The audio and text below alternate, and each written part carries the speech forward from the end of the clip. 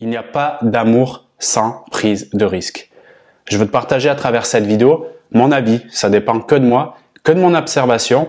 C'est juste pour parler avec toi d'un sujet qui me semble extrêmement important.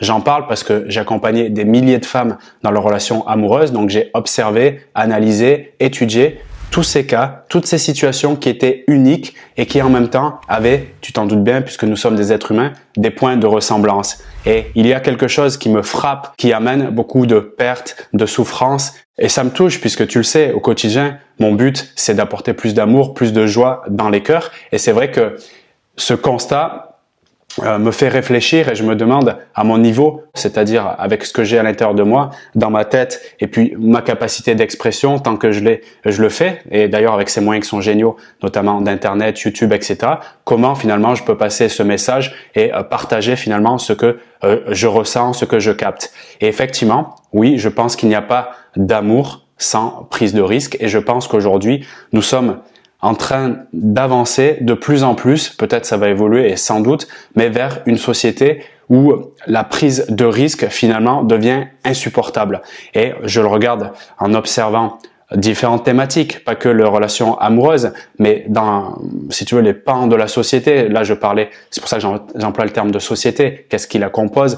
Finalement, quelles sont les thématiques principales? Eh bien, il y a le travail, que ce soit salarial, entrepreneurial. Il y a le mode de vie, les déplacements que nous pouvons faire. Il y a aussi la santé, notre sécurité. Et en fait, tous ces éléments-là, quand j'observe l'évolution, je m'aperçois que finalement, si je devais résumer en une phrase, on va vers quelque chose qui est la sécurité absolue. La sécurité dans le sens éviter l'échec un maximum, que ça dépasse pas trop. Finalement, comme si on se lissait tous à devenir tous pareils. Alors bien sûr, il y a de la rébellion, il y a des identités, des individualités qui supportent pas ça, parce que c'est le propre de la nature humaine, effectivement, qu'il y a des personnalités et des façons de fonctionner différentes. Mais toujours est-il, il y a une sorte, je sais pas, je sens comme un truc un peu global, massif, qui, pour moi, en tout cas, parce que j'ai le côté un peu rebelle, et c'est pour ça que je suis entrepreneur, me fait voir les choses avec hauteur de vue et en même temps me dire comment finalement tirer entre guillemets son épingle du jeu. Ça me fait penser à des écrits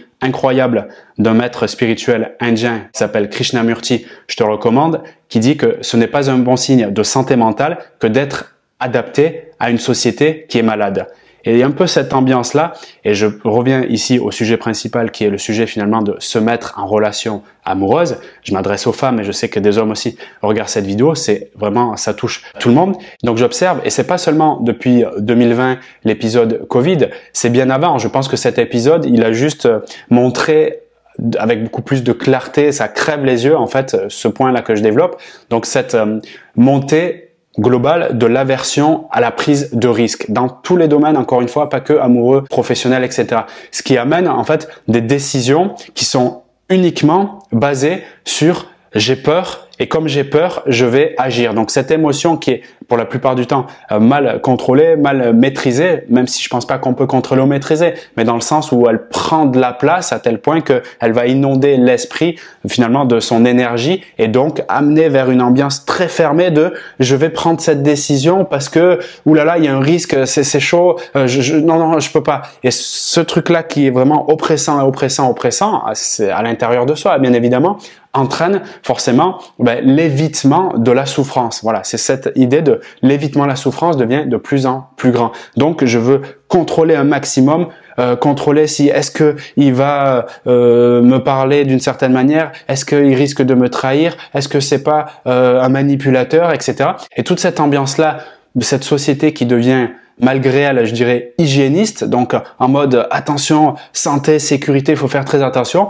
bien, quand il s'agit du travail, au fond, et on le voit de nombreuses personnes qui, surtout si tu regardes des vidéos par exemple de développement personnel ou autre, je suis sûr que tu te poses, si tu l'as pas encore fait dans ta propre vie, ou bien si tu adores ton métier, tu te poses la question de mais je sens qu'il y a peut-être quelque chose pour moi qui est différent de ce que je fais et en même temps j'ai une résistance de malade qui fait que j'arrive pas à aller vers mon rêve, vers mon projet et je reste, comme de nombreuses études le montrent, dans mon métier, dans ma carrière finalement qui, si je m'écoute au fond de moi, ne me correspond pas, mais c'est pour soit de façon alimentaire, soit pour une forme de sécurité ou de confort que je reste. Mais intérieurement, si je m'écoutais, je ferais complètement l'opposé en termes de carrière. Donc cette résistance au changement, elle est inhérente, si tu veux, au fonctionnement de l'espèce humaine, mais je pense que avec le temps et l'évolution, et moi je parle de la société que je connais, la société francophone, on le voit aussi dans les sociétés occidentales. En fait, plus je remarque qu'il y a de richesse, de confort, plus en fait, on veut s'y tenir, et en voulant s'y tenir, on supporte pas l'échec, on supporte pas sortir un peu des sentiers battus et donc aller au devant de finalement la nouveauté, de l'inconnu. Et dans les relations amoureuses, si le connu, et c'est là où ça fait mal, si le connu du passé, c'est-à-dire si mes expériences passées sont enregistrées comme négatives dans ma tête, bien sûr avec une magnifique généralisation, parce que comme j'ai eu mal peut-être une fois, eh bien pendant un an, je vais dire que pendant 10 ans ma relation elle est pourrie, mais sauf que c'est un an un moment, mais toujours est-il, ça c'est respectable, puisque c'est encore une fois très humain, la partie émotionnelle, eh bien je vais rentrer dans la nouvelle relation ou dans la nouvelle rencontre avec ce bagage en disant c'est comme ça et donc je dois me méfier, je dois faire attention. Je dis pas qu'il faut pas faire ça, je dis que l'excès de faire ça, encore une fois, hein, le niveau émotionnel, c'est beaucoup plus profond que là, je m'adresse au mental, si tu veux. La partie émotionnelle, si elle a mal, elle a mal. C'est pour ça qu'il faut mettre en place d'autres protocoles, d'autres façons de travailler plus en profondeur, ce qu'on fait en coaching, pour faire bouger les choses. Mais néanmoins, il est important quand même, au moins sur le plan mental, d'un premier temps, de prendre conscience que cette résistance au changement qui, pour moi, amplifie de jour en jour, est un danger pour vivre une relation amoureuse épanouie.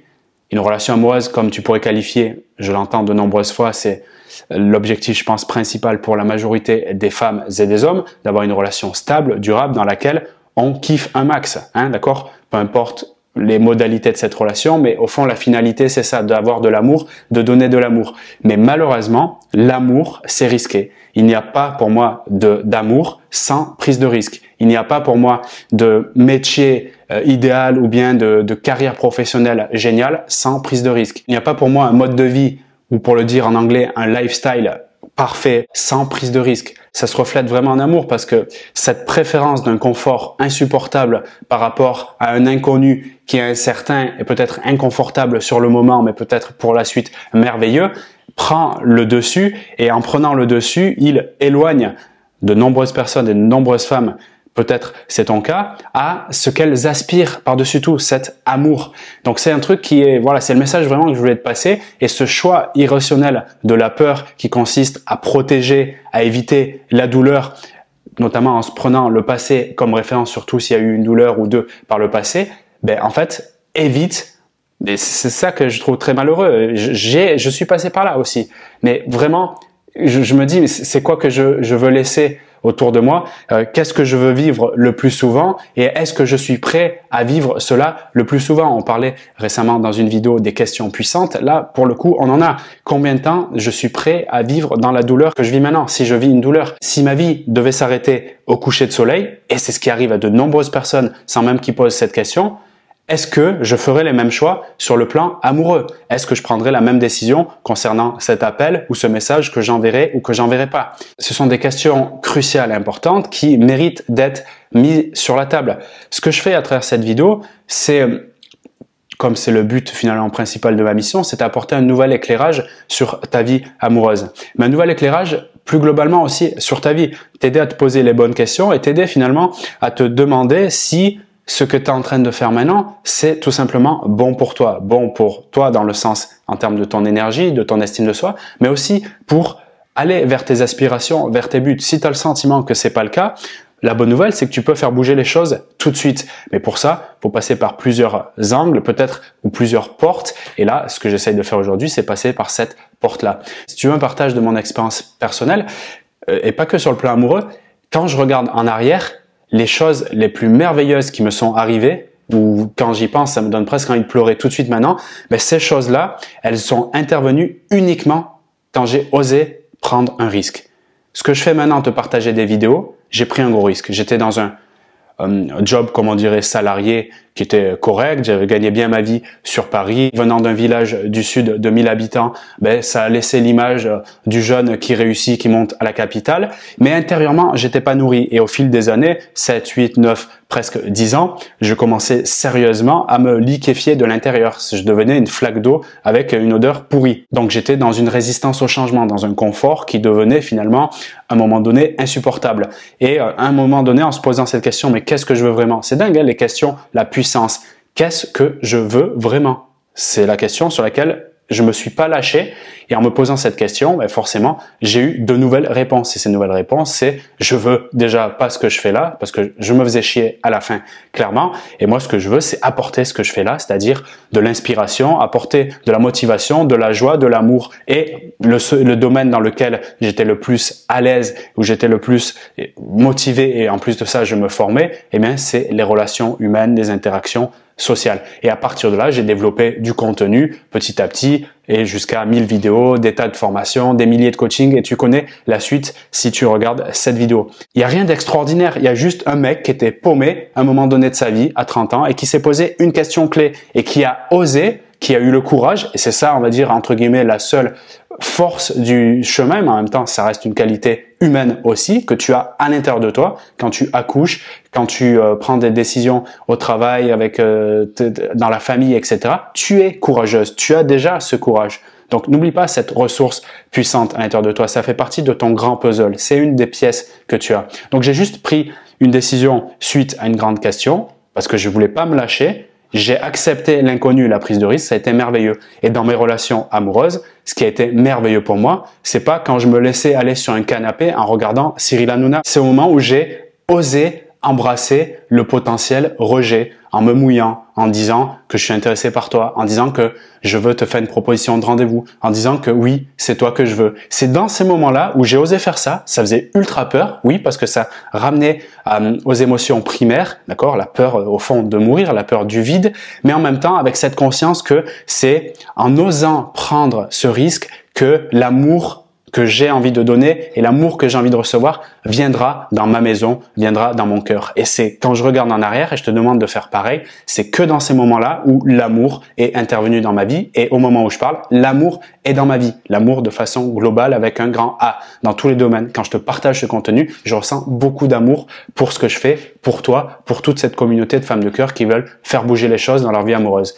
Il n'y a rien d'extraordinaire dans ce que je te partage. Par contre, si il y a un moment donné dans ce partage, dans cette vidéo, il y a quelque chose qui t'a fait ressentir une émotion, une vibration particulière, arrête-toi dessus, fais une pause, réécoute cette vidéo et vois comment, si tu veux, tu peux agir, faire un mini pas qui t'amène, avec ce courage que tu as en toi, un mini pas qui te rapproche vers ce que tu veux, c'est-à-dire tout simplement de l'amour.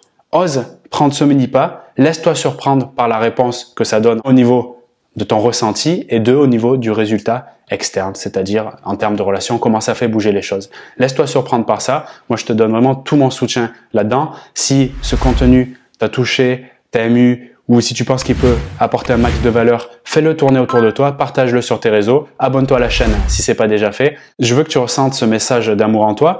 Ça peut faire un peu bisounours, ce type de partage, mais j'assume pleinement parce que, je pense que chez les hommes, il manque un peu de sensibilité et j'aimerais aussi que ce partage puisse toucher aussi des hommes, même si je m'adresse pas à eux directement, je sais qu'ils regardent.